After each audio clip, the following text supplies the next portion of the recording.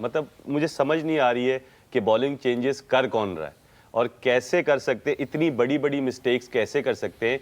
वहाँ पे 150 T20 जिन्होंने खेले हैं ओवरऑल, अगर उनका रिकॉर्ड देखें, शादाब वहाँ है 350-400 T20 हैं, शाहीन वहाँ है, लाहौर की कप्तानी करता है, पाकिस्तान का कप्तान है, बाबर आजम वहाँ पे खड़ा हुआ है।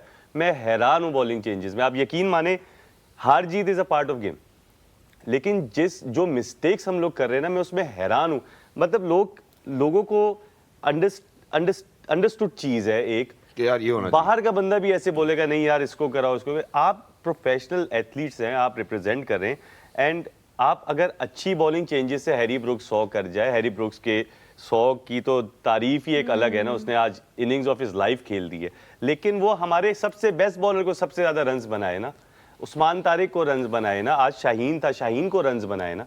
मेन बॉलर का काम क्या होता है कि आप पीछे उसको रखो कि जब 7 की एवरेज आ जाए। आपने देखा उसका थर्ड ओवर उस्मान तारिक जब आया सेकंड थर्ड ओवर, उन्होंने कुछ भी नहीं किया, उन्होंने सिर्फ सिंगल लेते रहे, उन्होंने कहा यार कोई प्रेशर ही नहीं है। उस्मान को तो तब यूज करना है आपको कि वो 8 का 9 का रन रेट है और मिडिल ओवर्स में मैं मारूं या ना मारूं।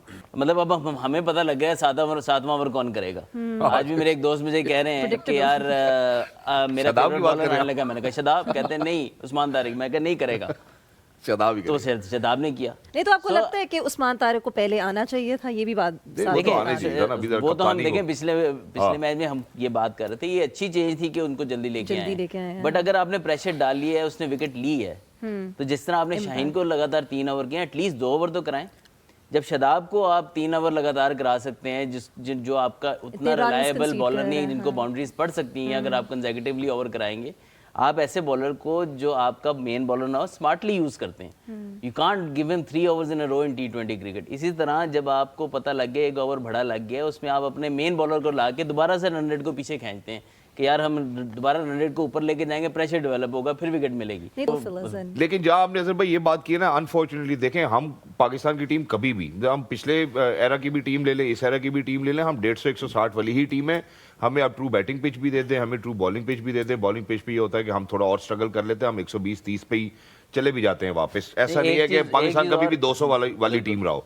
मैं very quickly I will come back to this. मैं जरा इमाद के पास जाना चाहता हूँ। इमाद, जहाँ हम बात करें आज शाहीन शाह अफरीदी की फिनोमिनल परफॉर्मेंस के हवाले से, और जहाँ सुहेल भाई ने कहा कि यार 2 बॉलर्स हमारे आज बड़ी तगड़ी परफॉर्मेंस देगी, जिसमें उस्मान तारिक का भी शुमार होता है, मैं सिर्फ आपसे ये पूछना चाहता हूँ कि सलमान अली आगा की कप्तानी अगर आप उसको एनालाइज करें, आपको नहीं लगता कि बॉलिंग चेंजेस शायद कुछ और बेहतर हो सकते थे?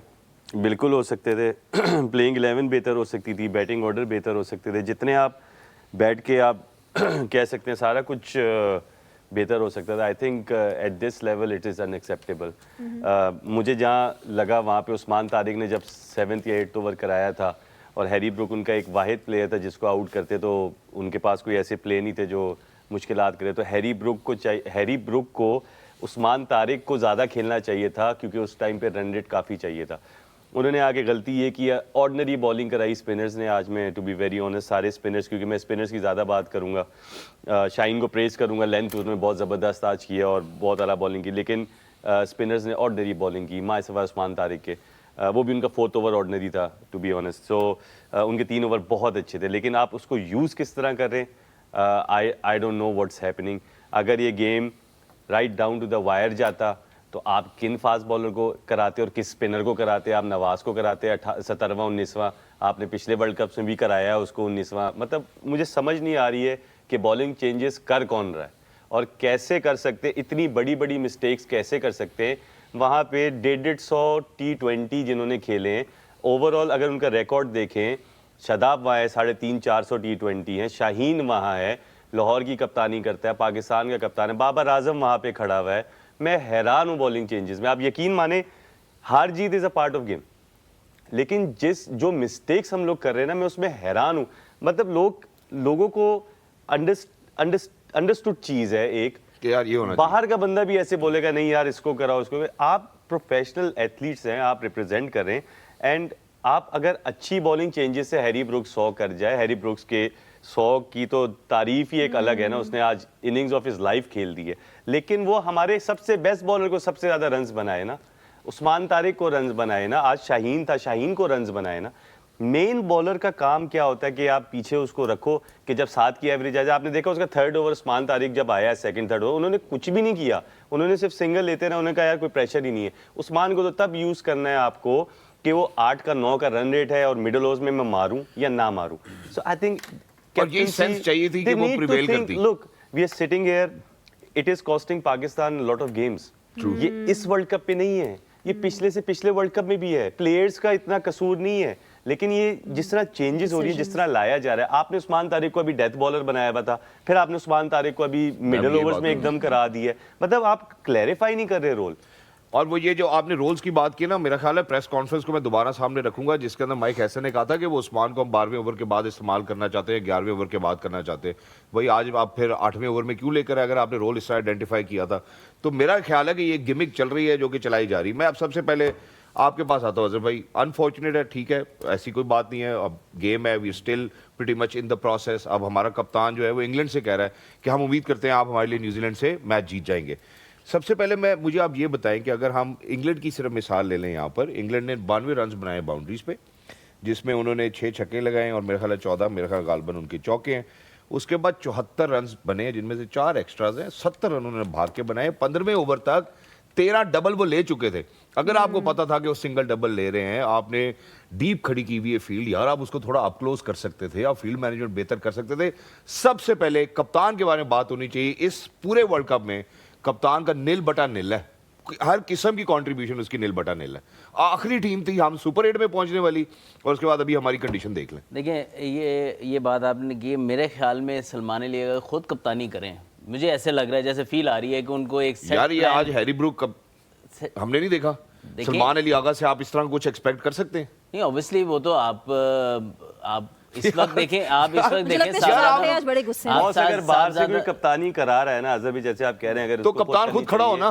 तो अगर मैं कैप्टन हूं ना, मैं भाई मैं नहीं खेल रहा, हाँ। मैं नहीं कर रहा कप्तानी, आप जिसने करनी है आप वो ले लें। कप्तान इज रिस्पॉन्सिबल फॉर एवरीथिंग। बिल्कुल कोच और कप्तान के ऊपर होती है रिस्पॉन्सिबिलिटी। अगर कोई बाहर से कप्तानी करा रहा है, जो अजहर भाई कह रहे हैं, और अगर ऐसा है, मुझे नहीं पता ऐसा है कि नहीं, अजहर भाई को भी नहीं पता है। मैं ये कह रहा, मुझे ऐसे लग रहा है कि जिस तरीके से, क्योंकि आई फील के अंदर जब प्लेयर हैं, बाबर है, जैसे आपने कहा, किसी के जहन में तो आएंगी ना चीज़ें ये वाली जो आपके जहन में आ रही हैं। तो इट मीन्स के सेट मिलता है उनको, या फिर वो जो वाटर होता है 6 ओवर के बाद उसमें मिलता है कि इस तरह कराना है। मतलब अब हमें पता लग गया है 7वां ओवर कौन करेगा।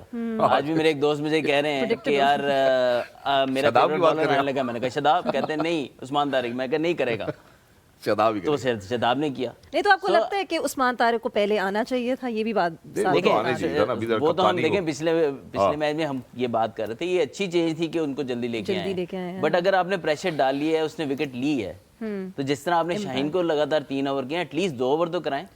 जब शदाब को आप 3 ओवर लगातार करा सकते हैं, जो आपका उतना रिलायबल बॉलर नहीं है, जिनको बाउंड्रीज पड़ सकती हैं, अगर आप कंसेक्यूटिवली ओवर कराएंगे, आप ऐसे बॉलर को जो आपका मेन बॉलर ना हो, स्मार्टली यूज करते हैं।